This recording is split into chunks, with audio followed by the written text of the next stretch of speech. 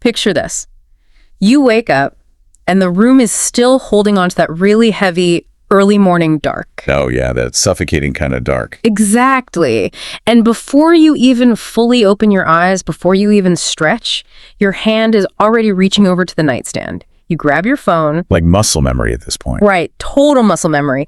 The blue light just glares right into your face, burning your retinas a little bit. Yeah. You open your email app, and you pull down with your thumb to refresh. And you're just holding your breath, right? You are. You're hoping that today is the day someone, anyone, finally replies. The little loading wheel spins. And there it is, a new message. Your heart does that crazy little flutter. That familiar, dangerous little flutter. So you tap the screen and you read those gut-wrenching, totally sanitized words. We appreciate your application, but we decided to move forward with another candidate. It is just a devastatingly specific kind of modern heartbreak, isn't it? It really is. And you get it again and again and again. And the craziest part is that it's entirely invisible to everyone else in your life. Which brings us to our mission for today. We are pulling from this incredibly raw, unfiltered source text today titled Beyond Rejection, the Architecture of a Personal Rebirth. It's such a fascinating read. It really is. And the goal of this deep dive isn't just to talk about, finding a career. We want to dissect the psychology of feeling totally stuck and the really messy mechanics of rebuilding yourself from scratch. Because society has this really bad habit of fetishizing the finish line. We love a glossy highlight reel. Oh, absolutely. The triumphant LinkedIn post. Exactly. I'm thrilled to share that I got the job. But what this text does is it forces us to strip away the confetti.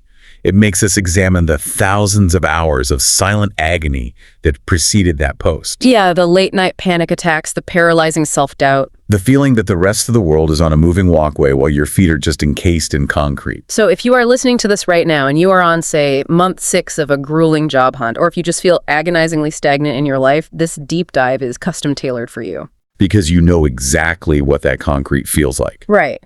And before we can even talk about the rebuilding part, we have to understand the depth of the exhaustion the author describes. Yeah, we have to look at how repetitive failure literally changes your psychological baseline. The author talks about casting this massive, desperate net out into the world, applying everywhere. Different companies, different websites, entirely different positions. Just to see if anything at all sticks. Exactly. And they heard absolutely nothing. No interviews, no opportunities, and often not even a polite rejection. Just pure, deafening silence. Which, triggers a very specific psychological cascade. Okay, let's unpack this because the text highlights a crucial shift. Eventually, the author says the rejection simply stops hurting. You just become numb. Right, and it explores that isolating feeling that life is moving forward for literally everyone else except you. I mean, I kind of think of it like the slow erosion of a rock by dripping water. Oh, that's a good way to put it.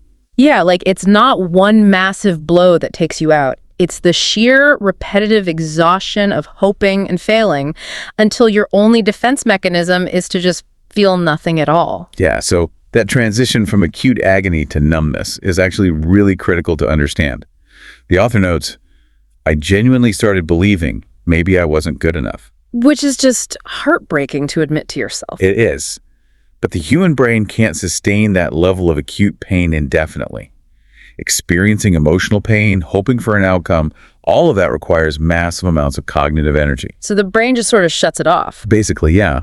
When you experience repeated stressors without any reward, your nervous system basically initiates a systemic downregulation. It's a burnout response. Wow, so the numbness is actually a biological defense. Exactly. The brain decided that since your actions aren't producing any positive change, the most efficient survival strategy is to shut down the emotional receptors completely. It's like plugging too many high-wattage appliances into one single electrical outlet.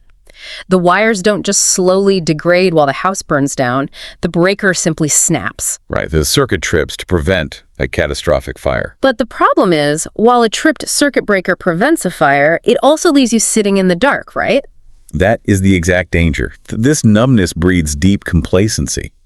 Apathy feels like peace when you've been in agonizing pain, but it's actually the most dangerous place to be. Because you stop trying to fix the situation. Precisely. When you're hurting, you're motivated to escape the pain. When you're numb, the motivation evaporates. You just accept the stagnation as your permanent reality. You're just endlessly scrolling on your phone, completely paralyzed. Exactly. Which brings us to the narrative shift in the text. The numbness gets broken by this solitary moment of intense self-reflection. Yeah, a really painful epiphany in the dark. The author's sitting alone one night, thinking about life, and they realize they were blaming the world. Blaming the algorithms, the economy, whatever. But deep down, they knew they weren't truly improving. Right. And there's this core quote from the text that we have to highlight here. I wanted better results without becoming better. Man, that is a tough pill to swallow. It is. And the harsh truth hits them. Nobody is coming to save you. Not your friends, not motivational videos, not luck. It requires a staggering amount of self-awareness to admit that. But wait, let me push back on this a little bit. Isn't it just human nature to outsource our pain to bad luck or a bad economy to protect our egos? Oh, absolutely. It's a classic defense mechanism. Right. Like, it is incredibly difficult to look in the mirror and admit, as the author did, that you actually have to rebuild yourself, especially when the job market actually is terrible. Yeah, what's fascinating here is this concept of radical accountability. Realizing nobody is coming to save you sounds really pessimistic at first. It sounds kind of bleak, honestly. It does, but it's actually the exact key to liberation. The author is navigating something called the locus of control. Okay, what does that mean in this context? So you have an external locus of control where you believe outside forces dictate your fate. And you have an internal locus of control where your actions dictate your outcomes. So by blaming the economy, they were giving away all their power. Exactly. By dropping the external blame and saying, I wanted better results without becoming better, the author reclaims their agency. They decide the problem is them, which means they can also be the solution. Oh, I love that. Taking agency is just a concept until it's put into practice, though. So let's transition to the actionable steps the author took once they stopped playing the victim. Right, because they make a massive pivot here. They do. They stop focusing on getting a job and they start focusing on becoming valuable. Which is a huge shift in mindset. Here's where it gets really interesting. The text lists the steps.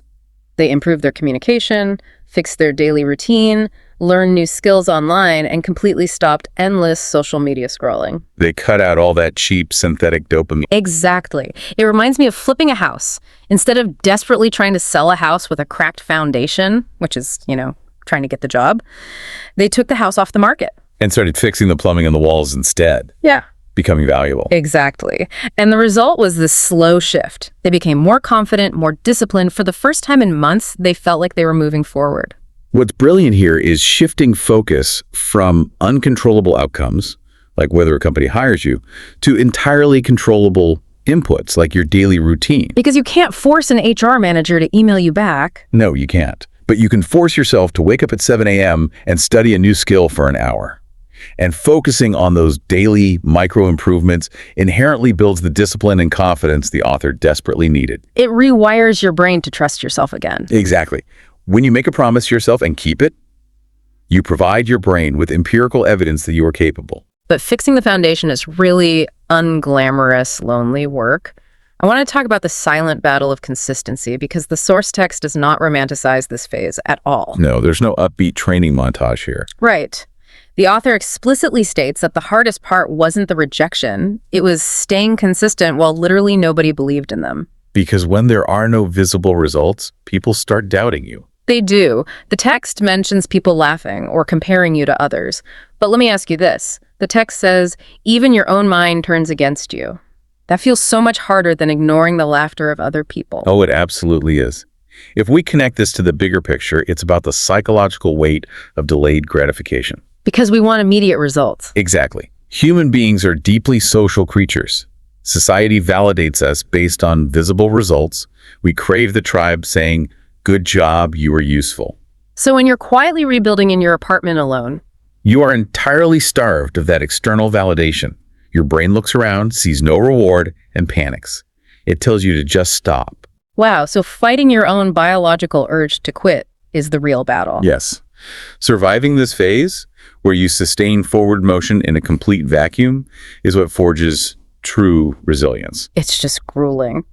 But all of that quiet, unglamorous consistency eventually leads to this single, life-altering breakthrough in the text. The moment the external world finally validates the internal work. Right.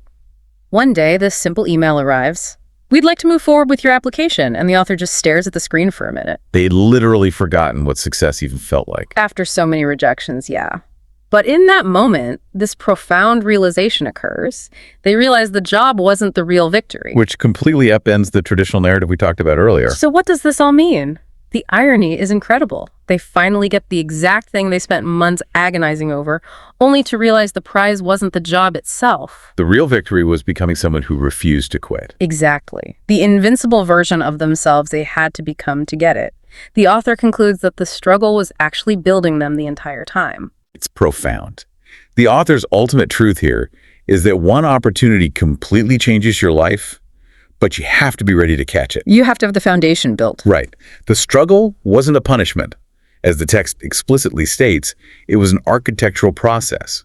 It was load testing the bridge so that when the opportunity arrived, they could actually hold it. If they had gotten the job on day one, they would have still been that fragile version of themselves. Exactly. They wouldn't have possessed the psychological infrastructure to thrive in it. Wow.